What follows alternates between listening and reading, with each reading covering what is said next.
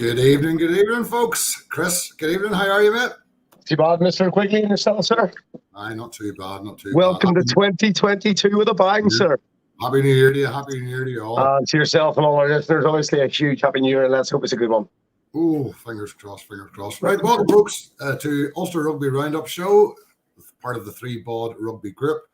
Tonight we're going to discuss signings, extended contracts. We're going to touch on the few games that we have had in the last few weeks, which have not been many, 2.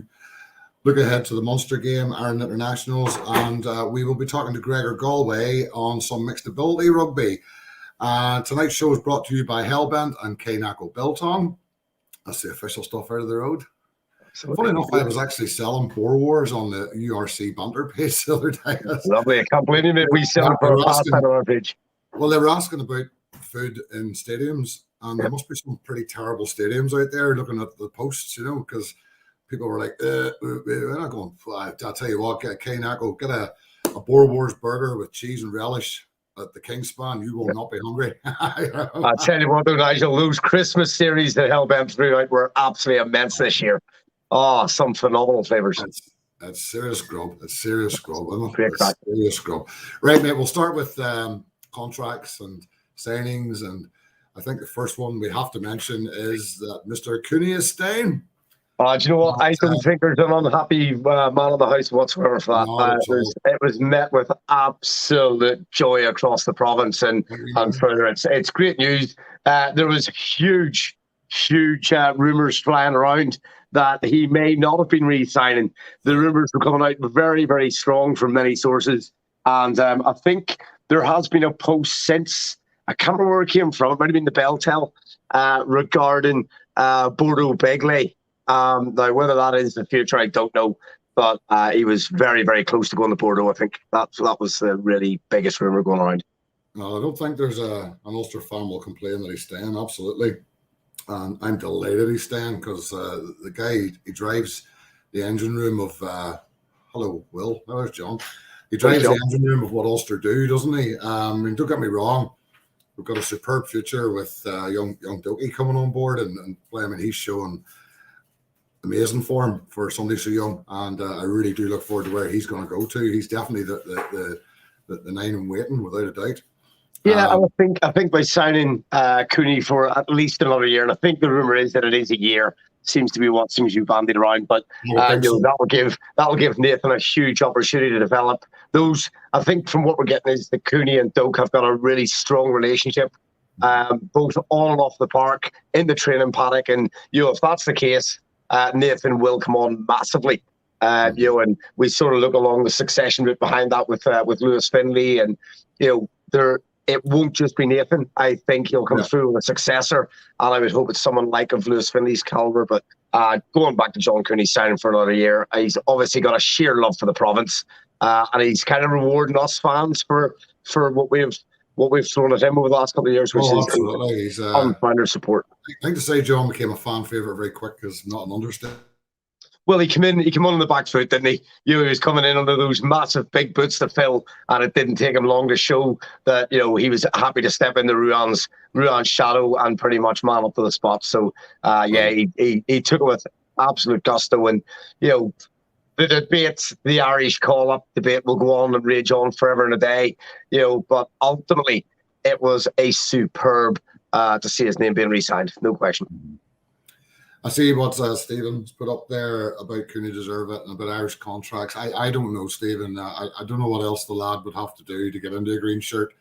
And actually with Conor Murray re-extending his contract, I honestly, personally believe that puts Doak back a season or two as well, because people are going, he should be in the squad now. I don't think he will be, if I'm honest with you. I just don't think he will. And I actually think he's a raw talent. He can exercise what he wants to do on the pitch at the moment, and I honestly think leave him alone. Let's see what he can do with that raw talent. We're starting to see it. It's fantastic. I don't want him taken to an Irish camp and a lot of that trained out of him. Let's see what he can deliver now, because he's just turned 20 and his performances have been superb so far. So brilliant. And going back to Johnny Wobbe's comment just there, I absolutely agree with Johnny that, Cooney's non-Irish call-up is definitely a blessing for Ulster, and what is ultimately their loss is definitely our gain, especially during the Six Nations.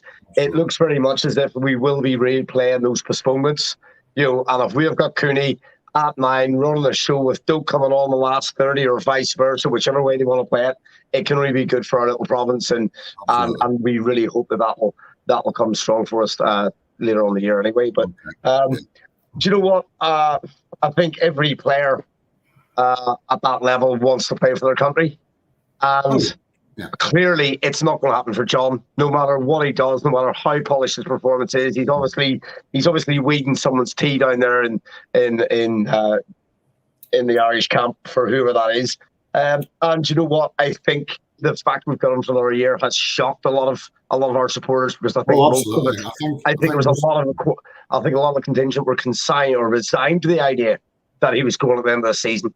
And I think it was a massive, not just a coup for Ulster Rugby, but I think Bryn Cunningham and Johnny Petrie, I think they played their cards really smart, delaying the release of John Cooney and Will Addison's contract sign. I think that was very smart. There was loads of stuff coming out earlier in the month, and it was like, where's Cooney, where's Cooney, where's Cooney? Now, whether that was ongoing discussion or just a master play in terms of Happy New Year's fans, bang, have it.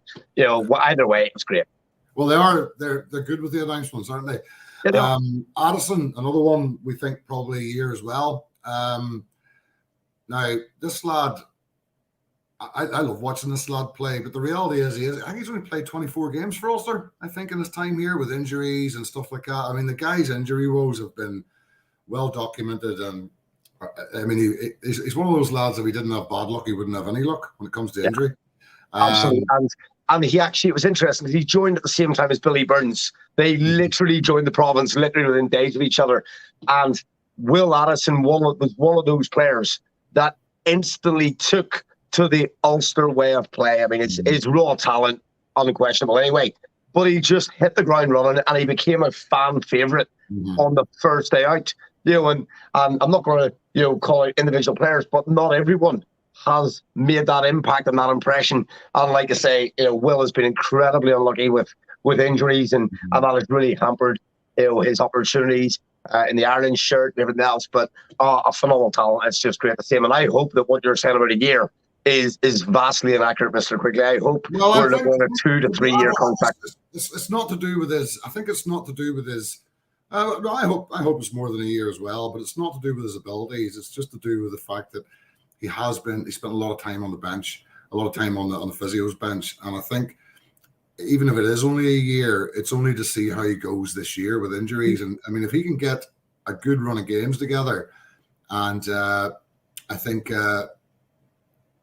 there's no doubt they'll sign him further if it is only a year. If it's a year, for me, it's only because of his injuries. It's not because of his ability. So, absolutely not. I hope we see a lot of them this next season. John Cooney as well. The flip side of that, the caveat to that, is that if Will comes back to full Will Addison form and has a run of games, then we have got the Ethan McElroy, the wee Michael Lowry, and then the Will Addison / Jacob Stockdale debate regarding the 15 and where everybody goes. But that can really be good for the province. It's a great debate to have, isn't it? Because there's one thing, we are pretty steeped in good quality in the back three. I mean, our back line is, I think, second to none in the league. Which brings me to another one who was very key for me, Stu Klosky. Oh, great. I mean, I honestly think an Ulster team without Stu McCluskey just does not have the same impetus and go forward. And he just hasn't eased off at all. I mean, it's just the same impact. I noticed he's got a couple of nice new offloads that he's been playing this season. He's doing great, isn't he? Yeah. But I tell you what, they're talking about having an early return for Stu. So clearly, what he's doing on the ground at the minute is looking like he's getting back to his best. Now, hopefully, don't bring him back too early from that injury, and hopefully he does, bed back into the squad. But for me, would I play him against Munster this weekend? No, I wouldn't. Would I give him another week? I don't think he's playing this weekend, mate. He was talking about maybe getting back for the Hino games, maybe The Claremont Claremont? or the Dragons. Yeah. So I think we're talking a couple of weeks down the If line. he's going to the Dragons, he will get a very warm reception from a whole load of South Wales Ulster Rugby, I can tell you. If we're allowed in the stadium. So at the minute, why? they're only allowing 50 people in a stadium. Okay? So in Wales, we're only allowed 50 in. I have actually cheekily asked Dragons Rugby, can we secure 50 tickets for the Dragons game? You know the answer to that's going to be, don't you? They come back with, we'll see what we can do. Oh dear. Oh dear. So to me, those are, three key signings. You know, we've obviously signed some other people up.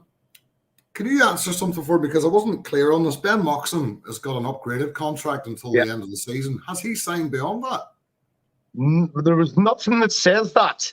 There is no concrete. There was nothing that was put out regarding an extension to Ben's contract. Now, I can't remember where he was for beyond this season, but what we know is he has had his contract upgraded because of his performances and the strength of his work.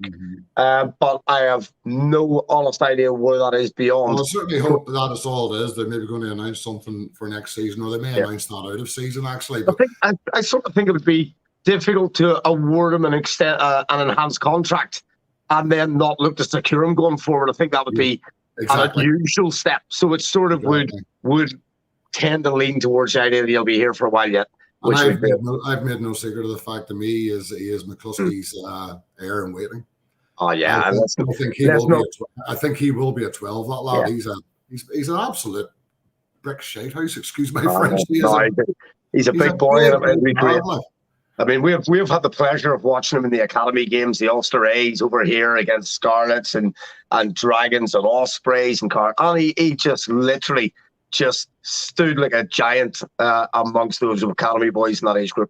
Is there anybody you're waiting to hear from yet that concerns you they haven't signed? Well, I'll tell you what, having just read the news release that Dragons are really, really the likely contenders for Bradley Roberts, I think for me, given the Welsh link, we've probably lost Bradley. Anybody else that really, really springs to mind that hasn't? One for me, Jack Mcgraw. Do you think we'll get him signed up again? So he seems to be back to fitness. He is. But I don't know if Jack has actually really shown the strength of play he had, when he was Lions and Leinster material. Since he came up here, I don't think he's ever shown the true Jack Mcgraw form that he has got. Now, whether that's just been, again, a distinct lack of game time and all those interruptions with injury and bits and pieces. And I would probably say the same wee bit like Jordy Murphy as well in that regard. There's been glimpses of the brilliance, but it hasn't been week on week. And it's almost like they end up falling out of order or out of favour for a wee while. And then they turn on a great bit of gas. And then it's an injury. Do you know what? I would love to see Jack Mcgraw get another extension. But, with what we've got up front, and obviously I'm not saying we're top heavy by any stretch in the front row. But, there is some real talent that will invariably be keeping on it. I think it's been injury with Jack. We know he had his back problems as well. And I saw a piece he wrote about that where he was saying how bad it was. And but it seems to have been resolved now. So it'll be very interesting to see how he goes the rest of the season, because he seems up for it.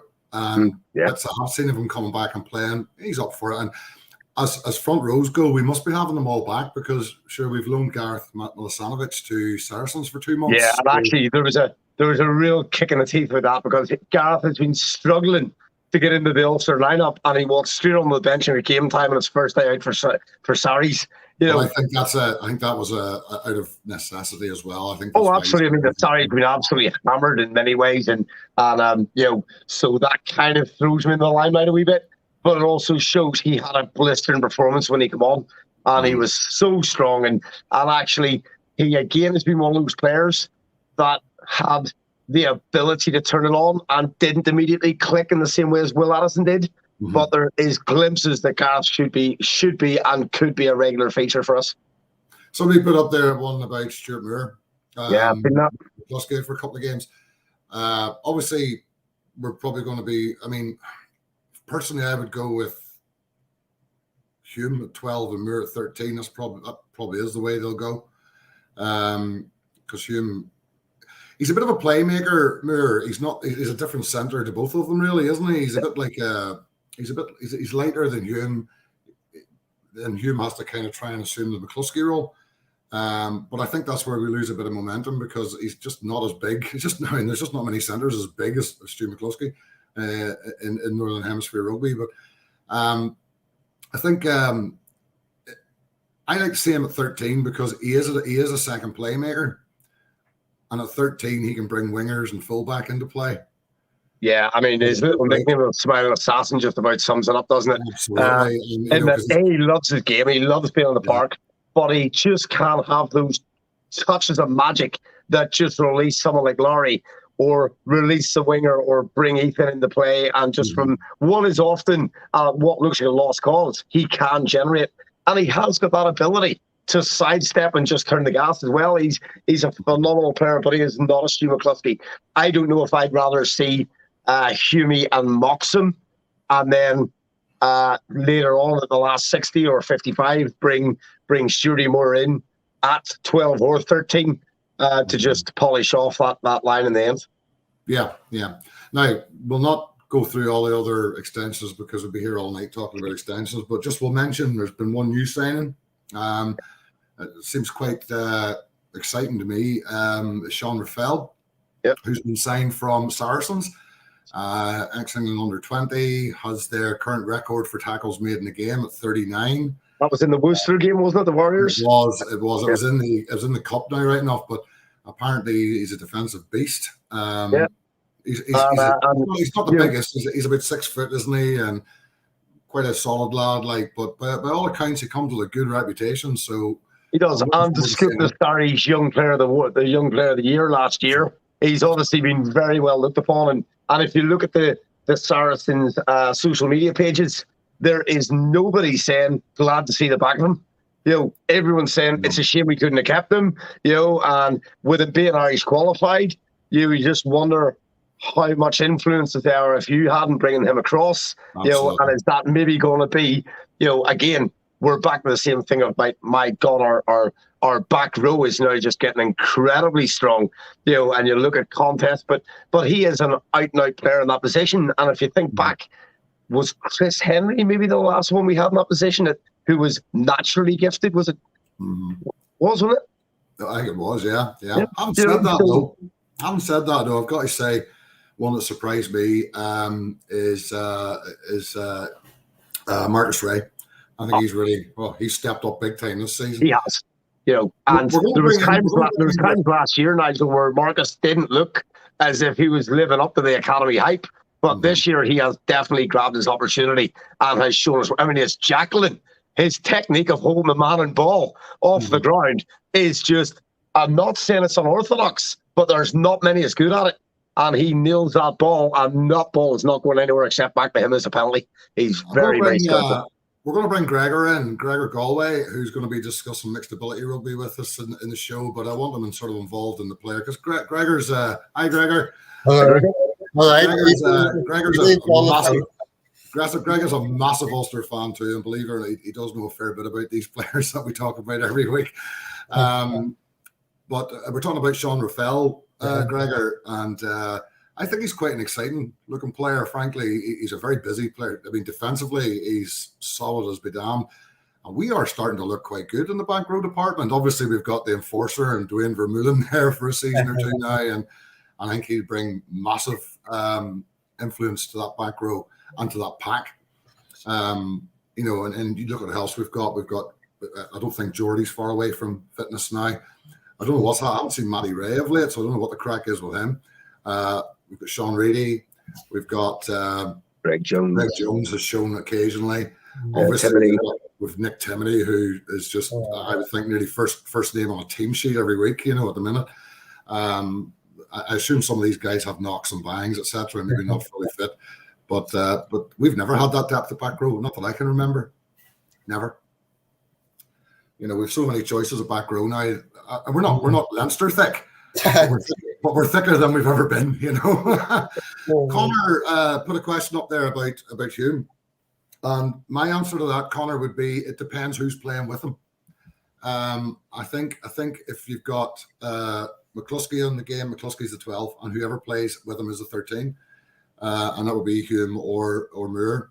But I think if Moore starts, I would be tempted to put Hume at 12, just because he is the slightly bigger, bulkier player. True. He'd carry a bit more into contact. He's more likely to break a tackle, whereas Stuart Moore's more the guy will go round. He's a bit more like a ring rose type of player. He's more with the feet, go round the player, avoid the tackle, which Hume can do as well. But I think maybe it's just the way I see centre play. I like to see quite a big 12 with a more pacey 13 outside him. And yes, that was very funny. Dwayne Vermeulen. It was great. I mean, there's also players, don't forget, it's easy to forget, we've got people like Luke Marshall still with the back. And once you bring Luke Marshall back, then you've got another big mix in terms of what goes on in that centre lineup. Because without doubt, Luke Marshall is probably in the same sort of echelons as Darren Cave in terms of organising defence. Luke Marshall is just immense at organising our back line defensively. And there's times I sort of think we could really do that. And we've got Angus Curtis as well, of course. Yeah. Angus Curtis for centre as well. And another great guy. To me, Angus Curtis is very much in the mould of Luke Marshall. He's built I agree with that. Like him, he's a very Luke Marshall type of centre to me. Yeah. Okay, we're diverting off. What do we do next? We want to do the mixed ability next. I think we should. Gregor, Yeah. you play tag rugby. It's one of the tagger teams you play for, Yeah. isn't it? Yeah. Have you been able to do much this season at all? Being honest, I've done training. Yeah. And are you getting plenty of people turning out for the training? Yeah. Still good, yeah. Yeah, they're still coming up. Like, I saw a post on. I'm trying to think where it was, and I saw it actually it was just today when I got home, and I think it was on the Ulster Rugby page, and somebody was complaining about the lack of support in their club, and I didn't actually hadn't time to look at it, but it kind of shocked me a little because mixed ability rugby has become a very big thing, and rightly so. We're an inclusive sport. We want to get as many people involved in as possible. So it's disappointing to see somebody put up there's not the support for mixed ability rugby, but that may have referred to their own club, of course. And it's up to clubs what they do individually. But I think this is a train that every club's got to get on board, because it's wonderful for me to see so many people of all abilities wanting to play our game at whatever level they can. And we always looked at, if you like, what we would call fully fit, able-bodied people. That's what it was like for them too, because not everybody could be an Ireland player. Somebody was only good enough for somebody's fifths or somebody's sixths or whatever, but they still wanted to play every weekend. And I see it exactly the same as mixed ability. People love the sport and they want to play it and want to be involved. So I must actually look for that, because I'd be interested to find out why that person felt that way and what club it was and what was behind it. But I think it's the first time I've actually seen somebody complain about that, I feel like. What about the other clubs, Gregor? I mean, I know you're in touch with quite a few of the Tiger teams. I mean, are the numbers staying up? Because I know COVID is affecting everything, obviously. I don't know. I'm being honest. I'm not being in contact with a few of those because, like, I don't being honest. Like, we care about them, but I don't know. Like, I keep up to date with their clubs, and Ballymena are doing a tour of Ireland virtual as they did last year. So each team, there's 4 teams. It's a good idea. Fantastic! Yeah. But, I don't know about the others though. Yeah, or look back to the days. Look forward to the days. I remember you putting a lot of pictures up one time. Do you remember of some of the? They're almost like carnivals of rugby. You guys do. They're brilliant. All the teams go play. They look fantastic, fun, and just be wonderful to get back to those, wouldn't it? Where people can start enjoying the game again. Now we should say 4 provinces. Connor Broomfield's group. Yep, it is.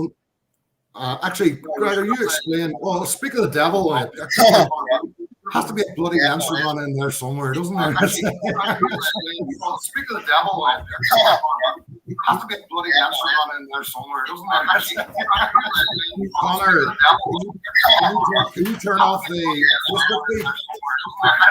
Evening, gents. Lots of feedback. Yeah, turn off I know. Sorry. Just give me a second. Cancel me there for a second, guys. I know. Sorry. So, Gregor, very quickly before we get distracted, Gregor, do you know if there's any way that we could raise the profile of mixed ability rugby? Cancel me there. What do you think? What would need to happen to make mixed ability rugby widely available to anybody that is interested? What's your sort of take on that? Okay. Get it in the paper, social media, get the clubs promoting it if they have any teams. I read an article, Rugby Times, Rugby World yesterday. It's like England has the most like mixed ability teams in the world, 30%. Yeah. So that just tells you that the English rugby world with mixed abilities game stronger. We need to join them, every club, country. I'm just absolutely. So all I'd say to you is, Chris, and we get this with Gregor every time we talk to him. Listen to him. Listen to the passion in the guy's voice. Yeah, that's the same passion we all have for rugby, and it has to be promoted, and it has to be, Hey, look at Gerald's comment there. Read that if you don't believe that. Read that. Yeah. Oh, I believe you. Absolutely. So, Gregor, obviously it's a long time since I've been back home in terms of I left Northern Ireland in 1992. But do we have at Ulster Rugby level or at IRFU level a mixed ability lead, a manager for mixed ability at provincial and or Irish representative level? Like teams are getting like training. Like I'm going to mention two teams in particular who are going down to Cork.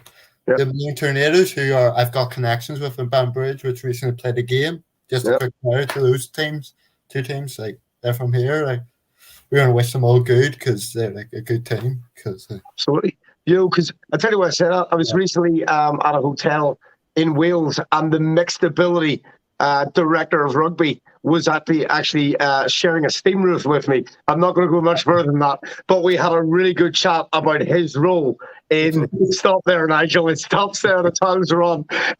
What was really nice was he has been put in place by Welsh Rugby to work with every school, whether they've got SEN, special educational needs, whether they've got PDR, physical disability needs, whatever.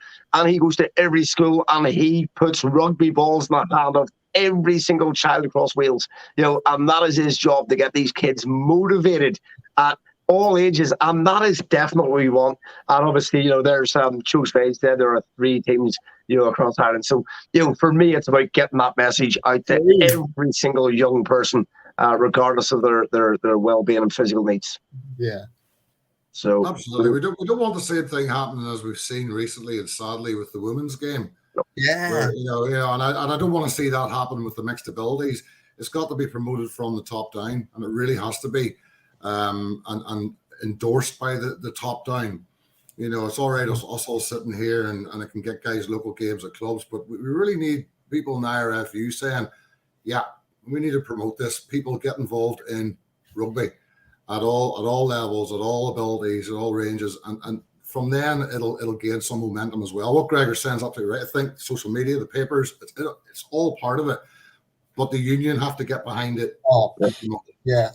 And we know Rory Best supports the Portadown Panthers. And does great work with those young people down there. And again, it's like, for me, should Ulster Rugby be almost trying to, I'm not going to say sponsor, that's the wrong word, but should Ulster Rugby and the RFU be looking to some of the legends of the game to become the ambassadors for that club and literally pick that club up? True. We've got like Hendo in Henderson as ours. Yeah, so, like Willie McBride came down to Ballyclare. Look at that. Right. Yeah. Well, I think it was him. Willie John McBride, for one of the British Spoon festivals, came down and had a chat. Being honest, ex-Lion, that's what you need. Absolutely. And I think that's the sort of thing that all areas of sport should be looking at is putting an allocated ambassador to each club. And there's another thing from Catherine saying that we need that school teachers tell kids they can do it. It is that part, that confidence to participate. Absolutely bang on, Catherine, with you all there, Matt. No doubt. Connor's back in the house. Connor's back in the house, and only Connor, no other sounds. So Connor, for those of you that don't know who Connor is, and I'm sure most of you do, Connor runs the Four Provinces Supporters Group, of which Gregor is one of the admins as well. And Gregor does an awful lot of work on that. It's a very good group. If you're an Irish fan and you haven't looked at it, look at it. Brilliant group. But I'm going to let Connor explain this. There's no point in me trying to do it. You've recently started, Connor, with the you're going to do a big rollout on promoting clubs, players, coaches, etc. in the mixed ability rugby arena from around the provinces. Do you want to tell the people about that? Yeah. Thanks, Nigel. How are you, Chris? How are you, Gregor? Okay. Basically, our focus this year is going to be hugely on all forms of inclusive rugby, from your 15-a-side mixed ability rugby to your inclusive tag, VI rugby, visually impaired rugby, and to two forms of wheelchair rugby, or any other form of the sport who wants to reach out to us and help us promote them. And I just need to clarify something there, guys. Mixed ability rugby specifically refers to a form of the game that's quite different from other forms, from inclusive tags, etc. So I've been doing a lot of research on mixed ability rugby recently, and getting to know the personalities involved, the clubs that are involved across the island of Ireland, and there's just so much happening there in this world now. It's a massive year for them too, with IMART, the International Mixed Ability Rugby Tournament, being hosted in Cork in June, and there's 6 teams on the island. For you Ulster guys up there, you have the Malone Tornadoes, and you have the Banbridge Barbarians, and I've been talking to some guys, Sam McBurney and Stewart in Malone, and then you've Raymond Reid over in Banbridge, and they're doing fantastic work. Their teams are going from strength to strength. They'll all be down in Cork this June to compete with 20 it's part of tournament with 24 men's teams, and for the first time ever there's going to be a women's tournament too. It all started down in Cork with a guy called Alan Crockwell, who's the driving force behind mixed ability rugby. So let me just explain mixed ability rugby. Okay, it's 15 aside, it's full contact, it's people of all abilities lining up side by side, playing the same rules of the game as we guys would have played. It's an absolutely fantastic, inspirational community, and I've met some amazing people on the journey, and it's only been short so far. I just read, if you go on to Four Provinces later and look at the post I'm doing club profiles, I did one on Sunday as well, down in Cork today, and you'll see a story in his own words of the team captain from that side. It's without doubt the best post I've ever read on Facebook. I know that mightn't say much. I know it's a low bar. But occasionally you read something that just leaves you stunned, and that did it for me today. A guy called Richard, who's the captain of that team. Read Richard's story, and you know what I'm talking about. The other forms, Gregor, my friend here beside me, Gregor plays on an inclusive tag team, which is different again. Again, it's for anyone that wants to play, but it'd be the non-contact version of the sport.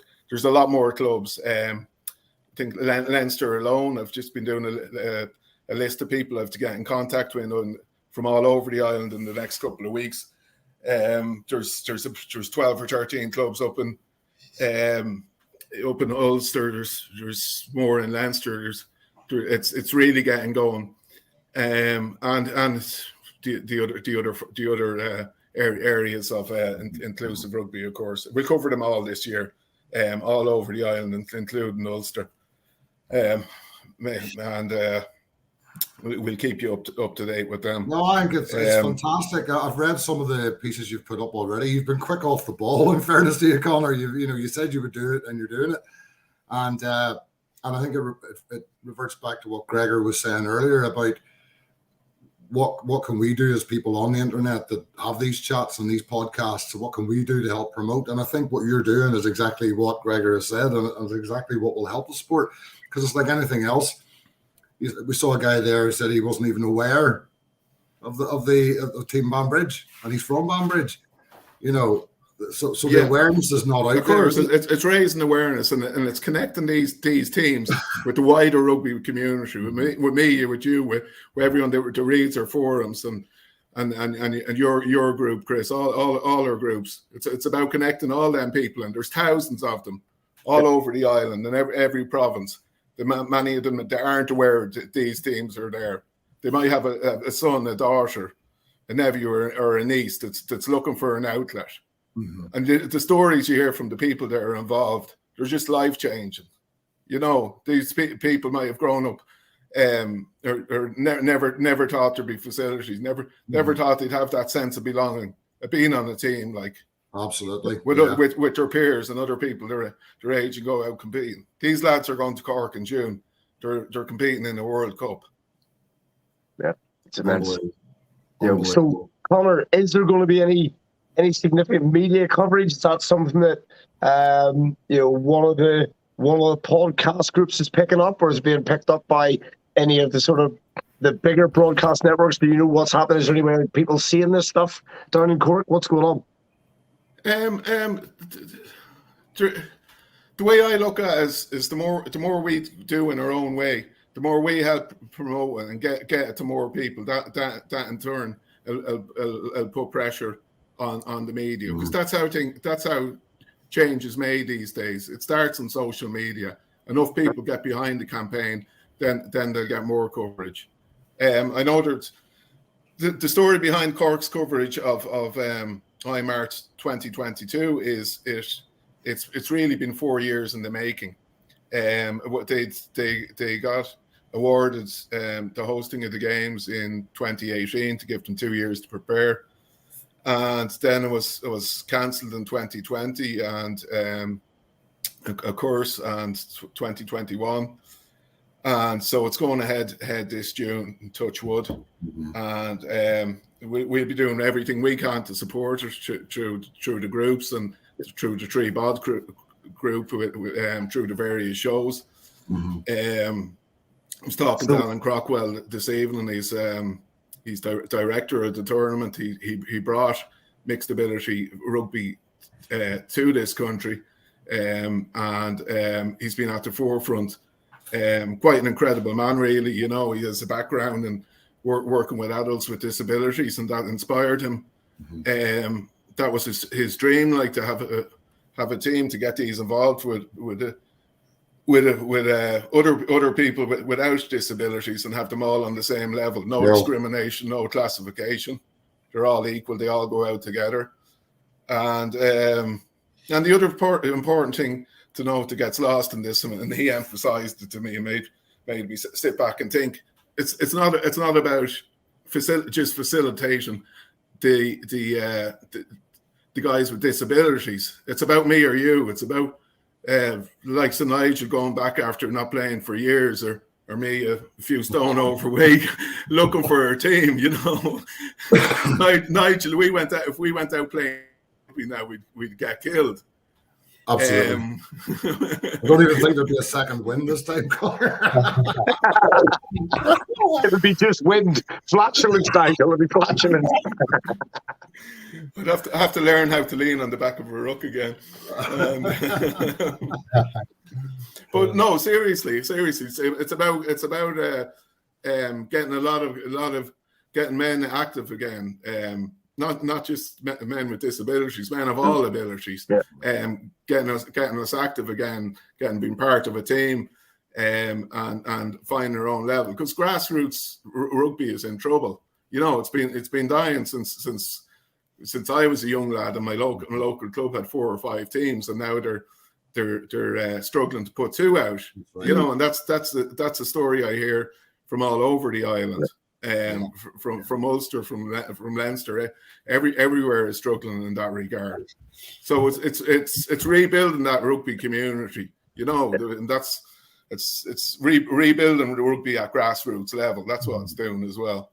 But it enables aspirations too, though, doesn't it, Conor? I mean, as I say, you know, regardless of ability, you know, people who love a sport aspire to play it. And when we had a very active scene in rugby in Ireland at club level, you know, you maybe weren't good enough for the first, so you played for the seconds, the thirds, the fourth, the fifth, or the sixth, you know, first reserve for the eighths, whatever. But you know, those were aspirations of people who weren't at the top of the game. So it's just extending that, isn't it, wider, so that people who aspire to pick up rugby ball and play it can do it, isn't it? Really, it's as simple as that, isn't it? You know, rugby was always praised itself for being the game that had a place on the team for everyone, regardless of size or shape or colour of your skin or your pace or lack of or anything else. And this for me is like nothing epitomizes the true values of rugby more than mixed ability rugby. Yeah. That's all I can say about it. No, it's about inclusion. It's about belonging. It's about teamwork and discipline and giving your best. All them core values of the sport. But Gregor, I see through the people I've met over the last couple of weeks. Gregor, you must miss playing though. Oh, we against the rivals. Rugby's made through friendship, but due to COVID, we can't do that. But now we have to adapt, which we're probably going to have to do if we live it. Then we're not going to know how to score when we do actually get to play matches against other tems. I expect a hat trick from you in your first game, fella. I don't think you forget much, Gregor. No. I was talking to a friend of yours the other night who referred to you as the Oracle. Oh, I know who that is. I'm not telling you. I know. I remember when we first met Gregor actually online, and we all talked about it. So I can't wait to get that guy on again. I mean, that lad knows his rugby. Like he knows his rugby that way, you know. And Gregor, you're always welcome on the show, mate. And Conor occasionally, but more so except the Leinster man, you know. How did I get in the door? Actually, Gerald put a link up earlier on, was put up, and a very easy thing to do because Conor and his guys and his team are doing a lot of work to put this together. It's very easy to share a post that's put up. And as I said, guys, if you're an Irish fan and you're frankly into rugby but not to carry on, Four Promises Supporters Group is a really, really good group to discuss rugby.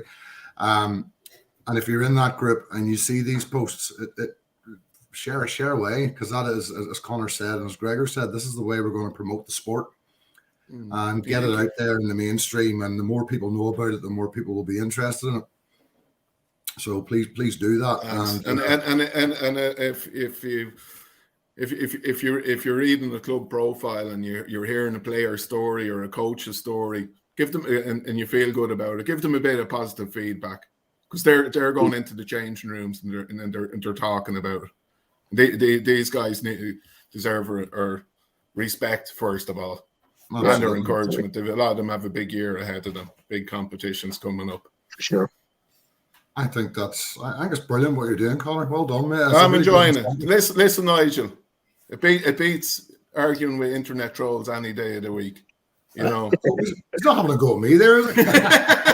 It beats arguing about who's better between Robbie Henshaw and Stuart McCluskey. Let's put that to bed right now. I know, and I know, and I get tired of that, mate. That's why when people say to me, but he's better than him with that, and I'm okay with him then. Yeah, I don't care. You know? Going around in circles. You do, mate. I know it's terrible. But no, that's fantastic. And listen, thanks very much for coming on and explaining that to us, Connor. And folks, do absolute pleasure, Nigel. Do look at it. Do copy the links. Something I haven't done yet, but I've only started reading them, and they are really good pieces, by the way, Connor. They're very informative and they're very well. There's a lot more. There's a lot more to come, Nigel. We'll be covering every angle of inclusive rugby, and we'll be reaching out to every coach in the country over the next few weeks. Every coach in the island. Very interesting stuff, mate, and well done, both of you guys. Both of you, well done. Absolutely, hats off to you for that. Yeah. And onwards and upwards. Thank you, guys. All right, guys. Okay. Yeah. Connor, thanks, mate. We're going to discuss, guys, the Greg, where's Gregor going to? Gregor jumped out. It sounds fun.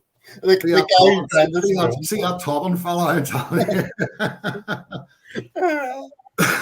Quick discussion on the games that we did have, and we only really had the two, didn't we? Was well, they were good games, the European games.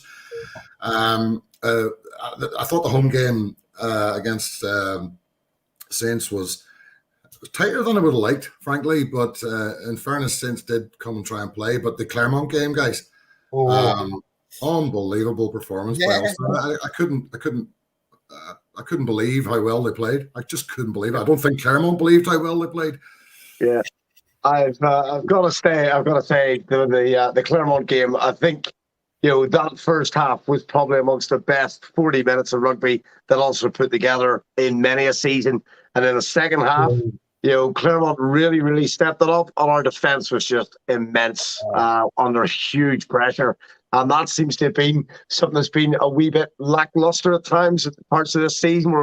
And again, you could argue we should have gone on and led that with by another 20 points. That just didn't happen for whatever reason. But do you know what? Clermont, I think, were gobsmacked at our performance. Absolutely. And the best picture of the day was John O'Gibbs. Mr. I'm going home. I've got nothing to do here. And I tell you what, I don't think it was an Ulsterman in the house had anything but a little grin when he seen the on my face. Well, Gregor, you must have enjoyed that. I've been to Clermont to watch them. That's a cauldron, but we beat them. Yeah, immense. What a place to play rugby, and what a place to come away with a win.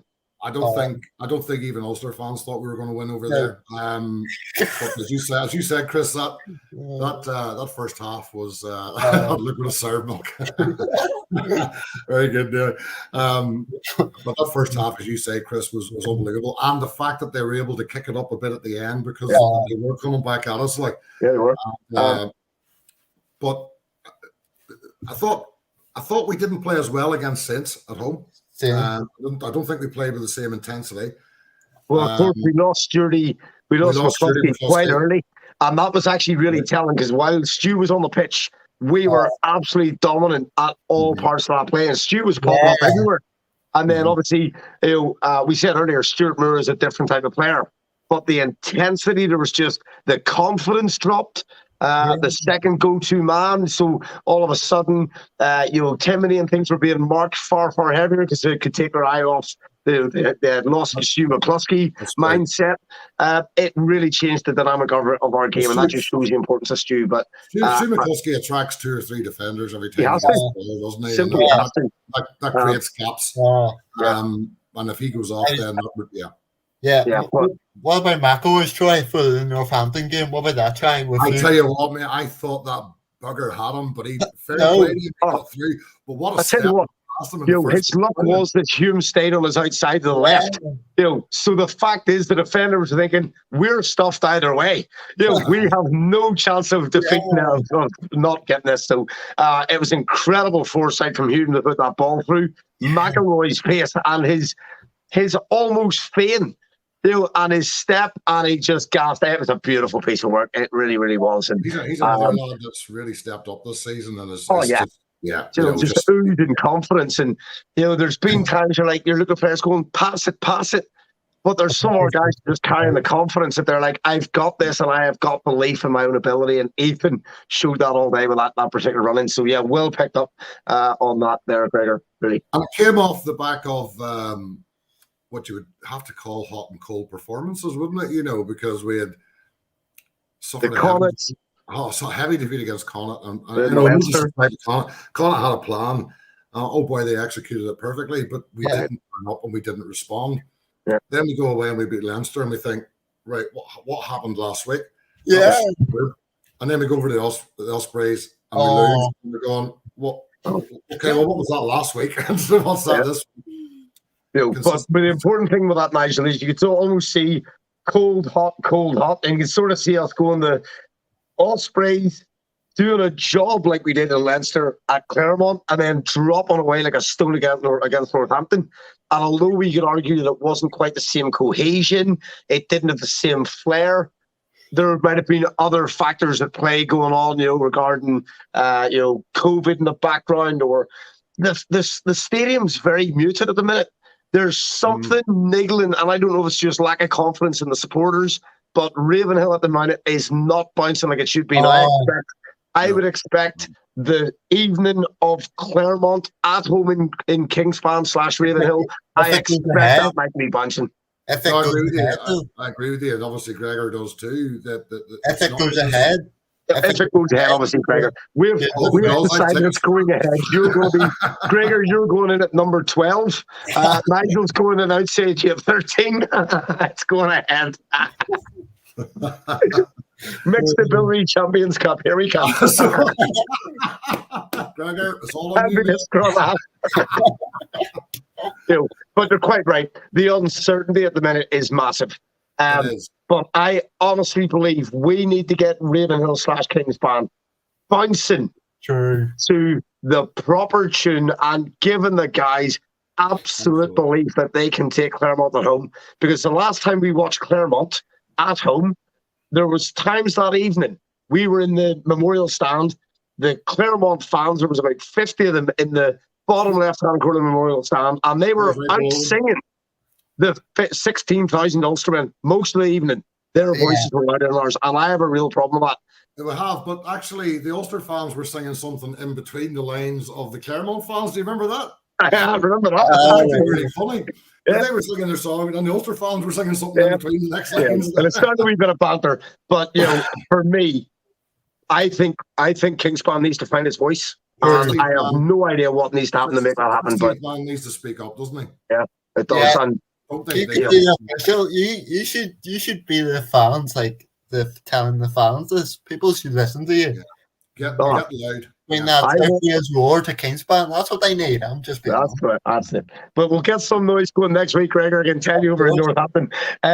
But the other side of that is that if we think back, let's go to the Jared Payne incident. And the noise that evening in Kingspan. That is the intensity we should be bringing to every match night. We don't need a red card to do it. we don't need a red card in the first 4 minutes to get that volume, but we need that intensity. We need to push on a wee bit. But so personally, I mean, Ulster on their day can beat anyone. I think we've seen that, but we just like to see a little bit more level field, level each week. Consistency. Yeah, consistency. We've got hopefully Munster on Saturday. And how do you guys feel? I actually feel quite confident about it. If we can get a decent team together, we're not going to go down there and be afraid of them, I don't think. Yeah, I think the key is we said it before the show, didn't we? That Ulster at the minute, even their young guns have put together some stunning performances this year. Mm-hmm. So if Dan decides to go with hold back the big guns for the forthcoming Saints game away and play a slightly less what's the word I'm after? I don't want to undermine the integrity of the squad, but almost a diluted first team. I don't think we've got any real problem with going to Munster and giving them really strong performance. I don't think we're coming away with a 66-0 away. I think the chances are we could come away with a win. It may not be a bonus point win for either side this weekend. I think it'll be very tight, but I think there's every reason of confidence we can take a win. Catherine's put a post up there. The way we were playing, there's nothing to be afraid of. But Catherine, we're on the crest or the dip. Sorry, Gregor. No, it's like, what was it? Mike Haley's wasted like 10. He was one of those players. He's like, he's not had game time since last week because he was one of those players with South Africa. So it's like, plus like, what was it? One of the ex BT Sport commentator was on a podcast. He said we can win, but it's like, but then Bert Jackman said something like, it just depends what Munster team turn out. Ulster, yeah, that's the thing. That's the thing. Let's hope both good teams turn out, not or bad Munster. That'll be fine. That's all right. Yeah. Imagine a bad Munster and a bad Ulster turn up. Oh my God, it'd be a bore fest. It'd be like a Welsh derby. Sorry, lads. Wait. Right, okay, guys. So you think we've a chance this weekend if the game goes ahead? Obviously, definitely a chance for Tom. Good. I think so as well. But it will not be. I do not think it'll be a try bonus point win for either side. It will be tight, and it will be 1 or 2 tries each way.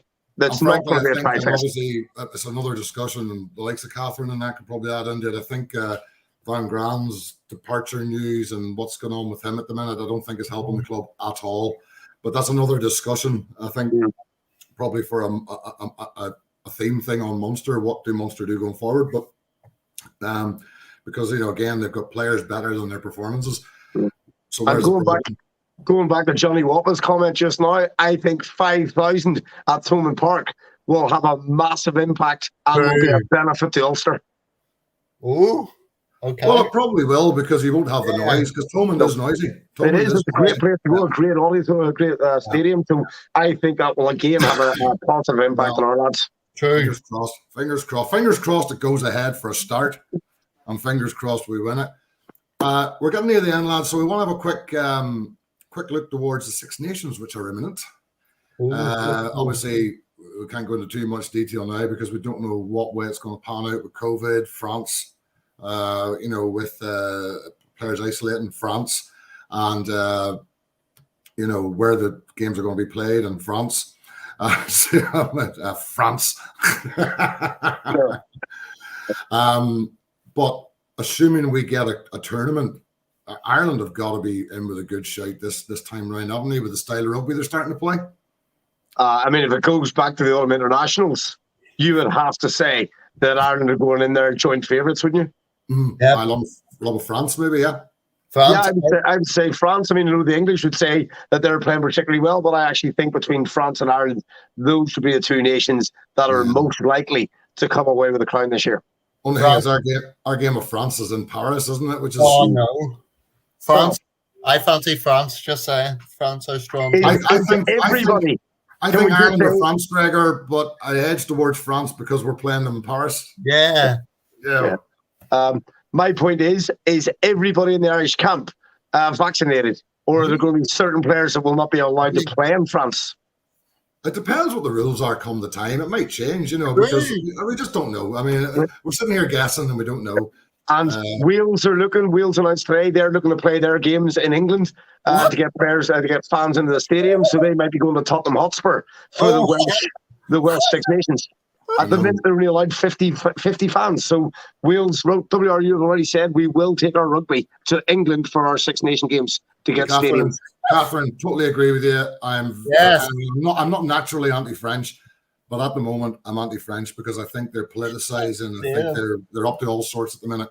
Oh yeah, and it's ridiculous. I think the way they're behaving, frankly. Johnny Walker saying they didn't learn anything from the UK South Africa experiment when UK blocked travel to South Africa. Realised we have it anyway, so they stopped that. Yeah. And then the French actually went the other way and started putting up the borders and you can't do this and you can't do that. But they've got but don't forget, there's a presidential election next year too, and the more you look like Napoleon, the more chance you have of getting a vote. But anyway.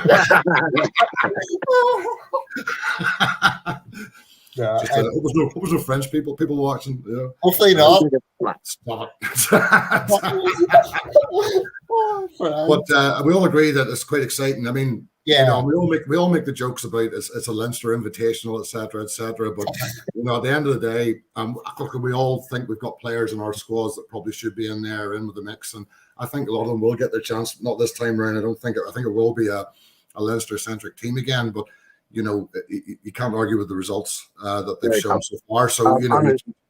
On that note, Nigel, I did put on one of the other podcasts recently from our club. I did ask the guys on that podcast, would the Leinster game and the Connacht game being moved into the Six Nation window be an advantageous opportunity for Ulster, given that we will not have the same representation as Leinster? And actually, if John Cooney doesn't get selected, it's a bonus for us because there is every chance those games are going ahead during that window anyway.